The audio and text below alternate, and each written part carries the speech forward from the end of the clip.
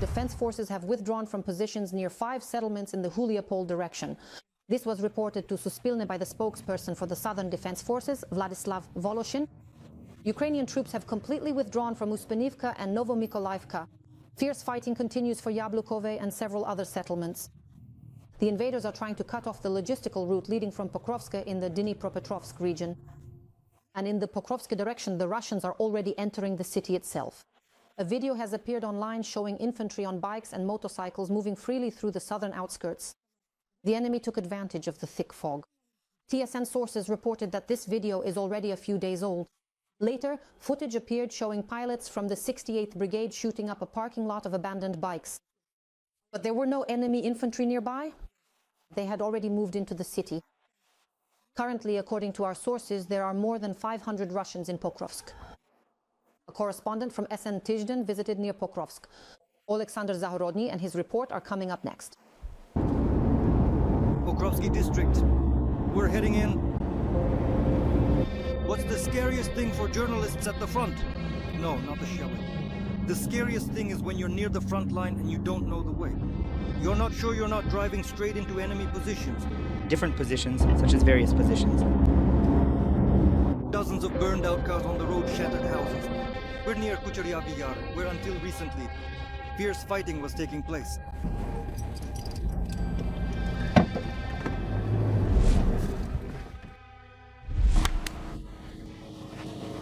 The meeting with these fighters from the renowned 25th Syecheslav Airborne Brigade is heartfelt. Now they are a medic and a producer. But until recently, they were TSN cameramen Ivan Holovak and Oleksandr Rebenchuk. Each of them has filmed hundreds of reports from the front lines. Now they themselves are defending this country with weapons in their hands. Their work begins at dusk. The fighters quickly assemble the bombers. These are powerful quadcopters. We call them vampires, while the enemy calls them Baba Yaga. The new device is being tested by a fighter with the call sign Krim. Just a few hours ago, he received an award from the president's hands. He was presented with the Order for Courage, 3rd class. So, any chance of a vacation? No? Not the right time for a vacation? It's just not the time for a vacation yet. And here near Pokrovsk, there really is no time to rest right now. The commander with the call sign Burzui is urging his men on. The vampires should already be at the front line. The situation at the front is tough. Mirnograd, Pokrovsk and our other defensive positions that are still bravely holding are keeping our land. There aren't really any positions as such, but groups are infiltrating, they're moving, and they're being destroyed. That's how the commander describes the situation in Pokrovsk. The enemy is infiltrating the city in small groups. They are not engaging in combat with Ukrainian units. Their main objective is to get into our rear and establish themselves there. It turns into a kind of layered pie. The enemy is in the rear of our forces, but our troops are also in the enemy's rear. Ammunition, fuel, and food can only be delivered to the outskirts, only at night and with great risk. After that, the bombers get to work. These drones will be flying all night long. They won't be bombing enemy positions. They will be rescuing our soldiers right in Pokrovsk. The first flight is for gasoline. Fuel means a generator. It means charging for radios. It means communication. Some things will break, some won't. We drop it onto the net and then who knows how it'll go.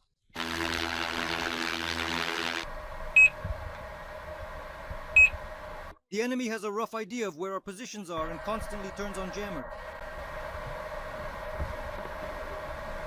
And this is already Dnipropetrovsk region. The front line is dozens of kilometers away. But the Russians can reach here, and they do. They hit this strategic facility.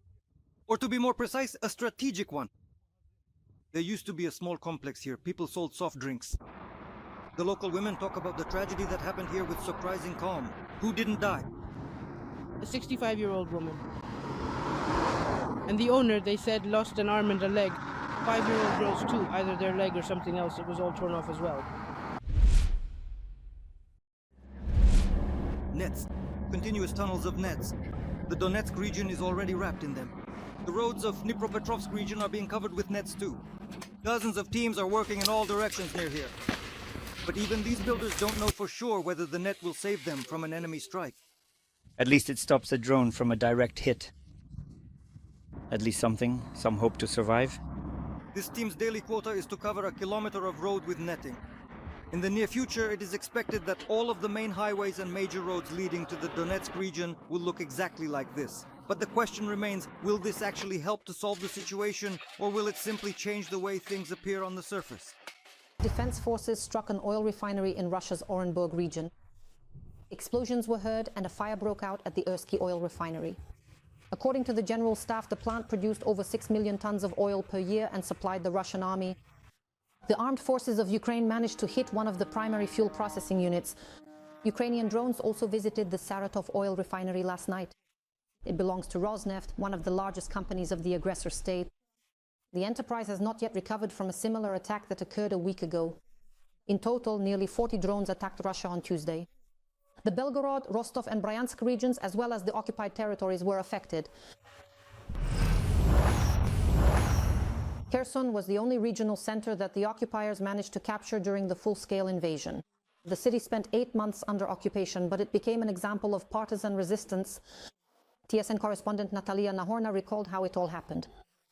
These are the scenes that brought even the strongest to tears. On this day 3 years ago, the Ukrainian army raised blue and yellow flags and was greeted by the population in the outskirts. Located on the right bank. The largest multi-day celebration swept through the city of Kherson. People with blue and yellow flags rejoiced and proved one thing: Kherson was waiting for the armed forces of Ukraine. The occupation of the Kherson region began on February 24, 2022. Russian armed forces units took full control of the regional center, Kherson. But the occupiers entered the city itself on March 1st. That day turned into the tragedy of Buskovyi High. Dozens of Kherson territorial defense fighters, almost unarmed and all in civilian clothes, were mercilessly shot by the occupiers. The bodies of those killed then had to be collected by locals and buried in mass graves. We also pray for the repose of the newly departed. But the tragedy in Buskovyi High does not stop the courageous people of Kherson. The city is under occupation, but on the central square, thousands of brave people gather with blue and yellow flags. Step aside.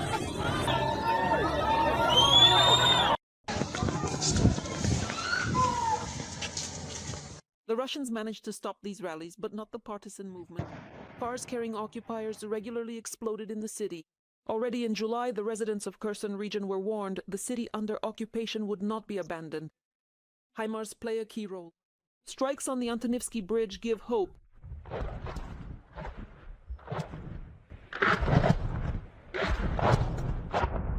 Russia is staging a fake referendum to annex the occupied territories.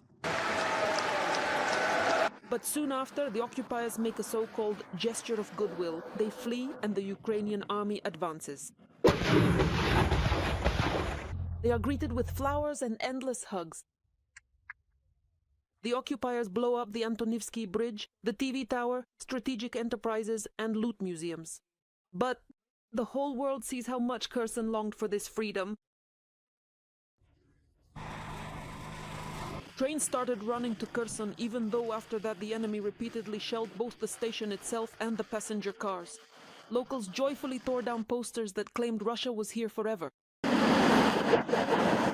Of course, in our memory, the city of Kherson is like this. Very warm and full of watermelons, where people weave nets in the square. On the former pedestal of Lenin, there are portraits of our heroes. Alongside the joy of liberation, the uncovering of Russia's crimes always follows. It becomes known about abductions, torture, and torture chambers. In June 2023, Russia blew up the Kakhovka hydroelectric power plant. Kherson and the nearby villages and towns experienced a flood. The city was covered by a great flood, but people from all over Ukraine came to help Kherson and the surrounding settlements.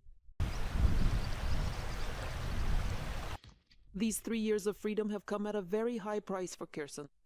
Russia terrorizes the hero city with constant shelling, kills Kherson residents, and destroys their homes. But tens of thousands of people are holding on to their native Kherson. On the approach to the city, long kilometers of road are covered with anti-drone nets. The enemy reaches all districts of the city and beyond with guided bombs and airdropped munitions. The central square, where people celebrated the liberation, was destroyed by air bombs and missile strikes. But the city continues to fight and proves it every day. Kherson is Ukraine. Natalia Nahorna, Ihor Siri, TSN 1+1.